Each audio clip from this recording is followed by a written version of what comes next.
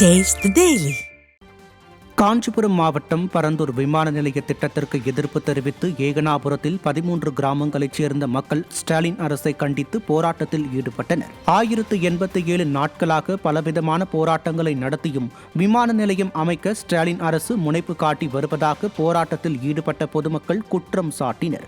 ஆளுங்கட்சியைச் சேர்ந்த முக்கிய பிரமுகர் ஒருவர் சில IAS அதிகாரிகளுடன் சேர்ந்து கொண்டு 300 ஏக்கர் நிலத்தை வளைத்து போட்டு புதிய நகரை உருவாக்க முயற்சிப்பதால் தான் விமான நிலைய திட்டத்தை ஸ்டாலின் அரசு கைவிட மறுக்கிறது என்று விமான நிலைய போராட்ட குழு தலைவர் சுப்பிரமணியன் குற்றம் சாட்டினார். பரந்தூர் பசுமை விமான நிலைய திட்டத்தை எதிர்த்து மாநில அரசு கைவிட வேண்டும் என்று விவசாய பெருங்குடி மக்கள் ஏகனாபுரத்தை மையப்படுத்தி 13 கிராம பொதுமக்கள் பல்வேறு போராட்டங்களை 1087 நாட்களாக முன்னெடுத்து கொண்டிருந்தாலும் கூட இந்த விடிய அரசு திராவிட மாடல் என்று சொல்லிக்கொண்டு விவசாயிகளை வஞ்சிக்கின்ற இந்த அரசு எதிர்கட்சியாக இருக்கும்போது ஒரு வேடமும் ஆளுங்கட்சியாக இருக்கும்போது ஒரு வேடமும் போடக்கூடிய இந்த அரசு செவிசாய்க்க மறுக்கிறது, விவசாயிகளை அழ வைக்கிறது.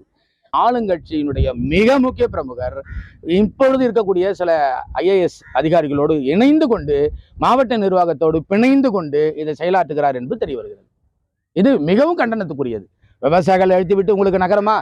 விவசாயிகளை அழித்துவிட்டு உங்களுக்கு தன் வளர்ச்சியா? தமிழகத்தின் வளர்ச்சி அல்ல, தன் வளர்ச்சி.